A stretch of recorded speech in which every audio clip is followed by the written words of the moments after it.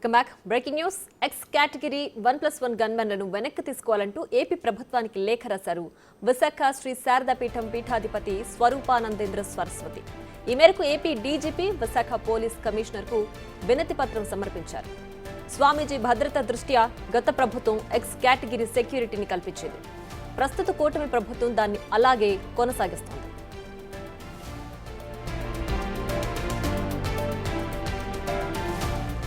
రిషికేశ్లో తపస్సు పాటించేందుకు ఎక్కువ సమయం కేటాయించాలని భావించడంతో ఈ నిర్ణయం తీసుకున్నట్లు లేఖలో పేర్కొన్నారు.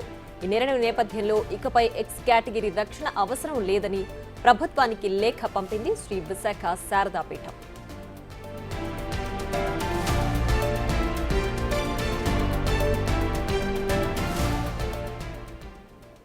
ఇక మరింత సమాచారాన్ని మా ప్రతినిధి రాజు ఫోన్ లైన్లో అందిస్తారు. రాజు, చెప్పండి, విశాఖ శారదాపీఠం నుంచి లేఖ వచ్చిన నేపథ్యంలో ఈ సెక్యూరిటీ కొద్ది కాలంకే వద్దు అని చెప్తున్నారా, లేదంటే తర్వాత కూడా సెక్యూరిటీ అవసరం లేదని చెప్తున్నారా? పూర్తి డీటెయిల్స్ ఏంటి?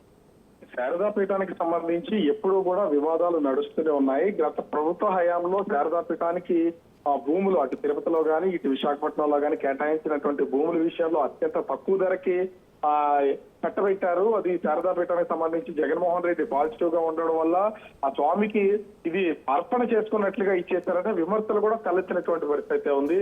అయితే ఇప్పుడు 24లో జరిగినటువంటి ఎన్నికల్లో కూటమి గెలిచిన తర్వాత శారదాపీఠం డౌన్ ఫాల్ నడుస్తుందని చెప్పొచ్చు. ఎందుకంటే శారదాపీఠానికి సంబంధించినటువంటి అటు తిరుపతిలో గానీ ఇటు విశాఖపట్నం భీమిలి సమీపంలో ఇచ్చి కేటాయించినటువంటి భూములన్నింటినీ కూడా ప్రభుత్వం వెనక్కి తీసుకున్నటువంటి పరిస్థితి ఉంది.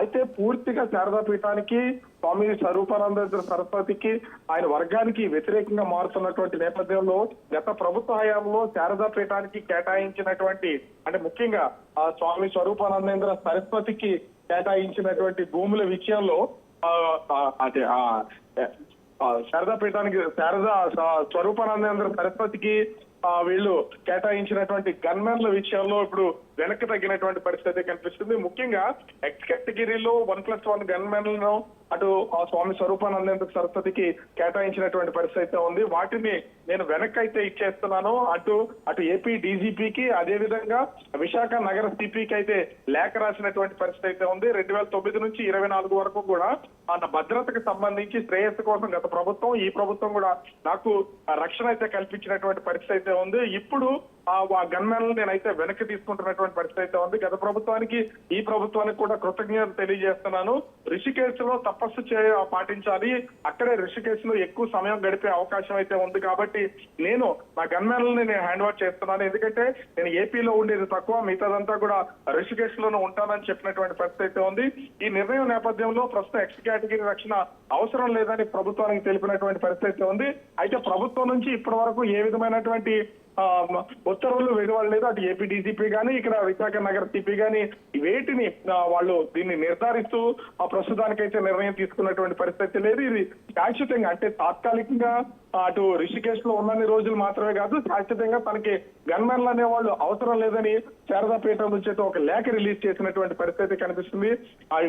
గడిచిన నెలలోనే ఇప్పటికే శారదాపీఠానికి సంబంధించినటువంటి అనేక విమర్శలు ఉన్నాయి. ఆ విమర్శల నేపథ్యంలో భూములు వెనక్కి తీసుకున్నటువంటి ప్రభుత్వం ఇంకా శారదాపీఠము అదేవిధంగా స్వామీజీలకు సంబంధించినటువంటి ఏదైనా చర్యలు తీసుకుంటారనే ముందస్తు భయంతోనే ఆ శారదాపీఠం నుంచి ఈ లేఖ రిలీజ్ చేసినటువంటి పరిస్థితి అయితే కనిపిస్తుంది. సో దీంతో 1+1 కేటగిరీలో స్వామి స్వరూపానందేంద్ర సరస్వతి కేటాయించినటువంటి గన్మెన్లు అయితే ప్రస్తుతం స్వతహాగా శారదాపీఠమే వెనక్కి ఇచ్చేస్తున్నట్లుగా ప్రకటించినటువంటి పరిస్థితి కనిపిస్తుంది. Priya. Right Raju, thanks for the updates.